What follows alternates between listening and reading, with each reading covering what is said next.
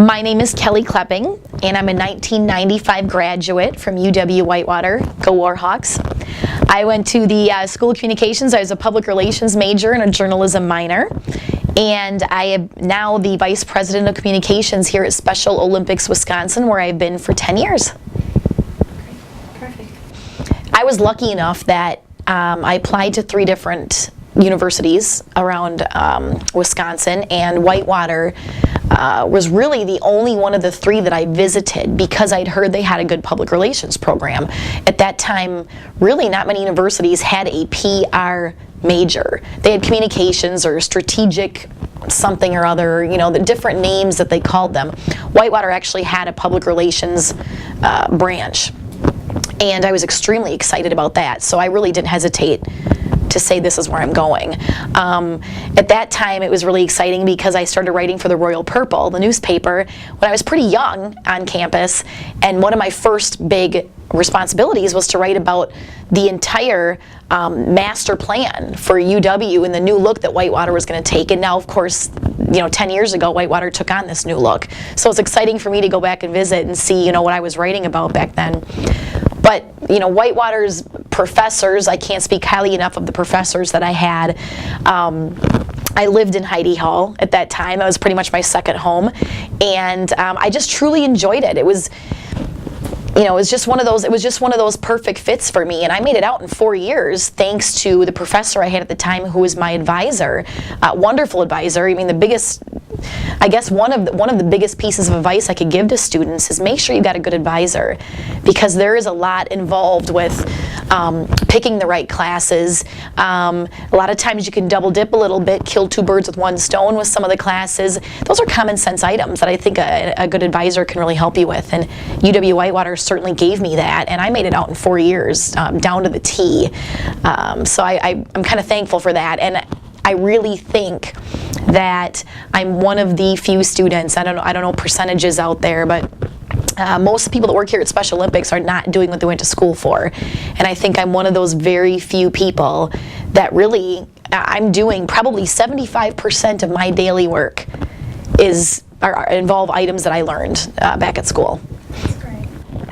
I just can't say enough about how impressive the PR department just in general was. I can't even tell you in the PR major itself any professors I had that were not good at that time. So therefore I've spoke nothing but high praise about them. I tend to go back to Whitewater almost on a yearly basis to speak to PRSSA. Or I've spoke to a couple classes to talk a little bit about my experiences and where I've gone, you know, since I was at Whitewater. Also just to talk about PR in general and different avenues you can take, or things to think about when you're in school. And I hope to continue being involved with that. My second piece of advice that I would give to college students would be not only to have a great advisor, but to work with that advisor or other professors in getting internships. I hire immense amount of Whitewater students here. I don't know why that is. I know I prefer to hire Whitewater because I know what the public relations program is there, but I also know that word is getting out there thanks to your professors, and we're hiring, I think right now we have 3 Whitewater interns, if not 2, that are working here right now. And so every semester we have at least one of the 5 or 6 every semester we bring in here. We don't pay for our interns here, but I'll tell you, it'll be one of the best internships you've ever had, because you walk out with an awesome portfolio of things you've designed, things you've written, things you've edited, art projects we've had you put together for various events. It's a great opportunity. I myself had 3 internships before I left. Only one, I believe one was for credit, but all 3 of them were paid. I was really lucky to have 3 paid, but only one was for credit. The other 2 were strictly just because I wanted to get as much experience as I could before graduating. One of them was over the summer, and 2 of the 3 were during semesters. But again, it was much to the help of the advisors and the professors who really, I think, cared about the students and cared about hooking us up and getting us those opportunities.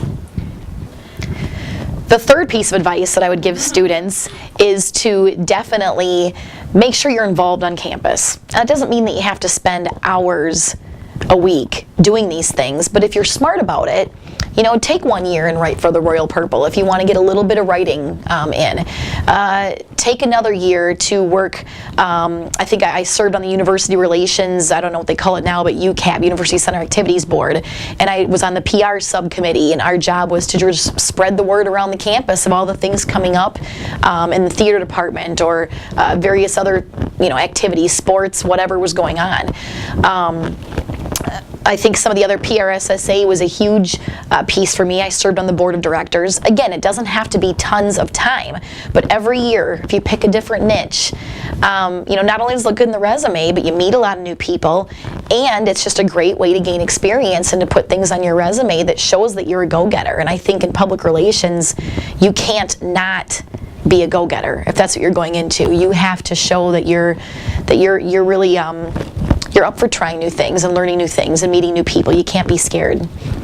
I would say another piece of advice, which is probably my fourth bullet point of this talk, involves looking for jobs. And I know that students, watching this, or students who are going to be soon graduating, definitely, I remember sending out mass resumes, and again, at that time, you were mailing, so it was a lot of work. I pretty much started in February, right when I came back for my last semester of school. It was a good 3.5 months of mailing out massive, resumes. I probably sent out 150 or so resumes with cover letters, and of course I'm tweaking every single cover letter to match that specific job and tweaking the resumes because you all want them to be kind of a good fit for what that job is, so they all were kind of tweaked. But I think, now with the age of emails, it's definitely a little bit easier to be shooting emails out, but it's certainly a long process, and I encourage students to start early before you graduate because there are a lot of people looking even for summer internships. Grab an internship for the summer. Look for jobs while you're working the internship. At least you get experience that way. I was lucky enough right out of my senior year I worked an internship for the summer. And it was a paid internship, so it was great. I was getting paid, and it was PR. Lucky enough, 8 weeks into the internship that I did find a job in Madison right on Capitol Square. So I left the internship, which was unfortunate, but it was great to be able to find, my first job out of college, where I did work for 5 years doing public relations for all the banks in the state of Wisconsin. Very similar to what I'm doing here, just a very different product. You go from banks to Special Olympics athletes, so very different product.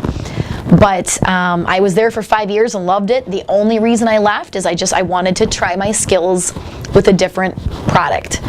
And I was lucky enough to see that there was an opening at Special Olympics Wisconsin for Director of Communications. And I jumped at it and got lucky enough to get hired. And I just had my 10-year anniversary just a couple months ago, and I have been promoted since then to Vice President of Communications, and we now have 4 of us and 2 interns in the communications department. So again, I just really take my hats off to UW-Whitewater for getting me where I am today. We certainly encourage people to grab onto our Twitter handle. It's @SOWisconsin. So certainly, stay tuned as we constantly are sending tweets from our events, which we love to do as our athletes are breaking records one at a time. Facebook, of course, friend us. We'd love to have you. We're certainly giving updates all the time without being annoying, and letting you know when events are coming up. A lot of times we are short 200, 300, 400 volunteers for an event. There are events that we need multiple hundred volunteers there. So Facebook's been a great way to say, hey, what are you doing in 4 days? Do you have a 3-hour time slot that we can steal you, and you can come help at a bowling alley or whatever? It's a great way. So we encourage students, really not only just to follow my organization, but in general, volunteer. If you don't have an internship, then go volunteer or call some charities and say, would you like some free work? We don't like to turn down free work or volunteers.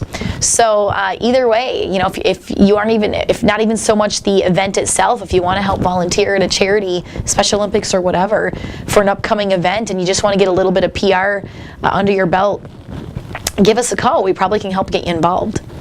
Certainly jump on to www.specialolympicswisconsin.org. It's a long one, but it's memorable. Jump on there. It's got our calendar of events. It has just everything you need to know about Special Olympics, whether it's the sports side or the fundraising side. Whether you want to volunteer, whether you want to rappel down a building, whether you want to polar plunge, or whether you want to be a coach to one of our athletes. There's just a million different things you can do for Special Olympics, and I think any charity out there can probably attest to the fact that there's a lot that needs to be done in this world, and it's the high school and college students that are our saviors. So we encourage you to jump on the website and certainly contact us.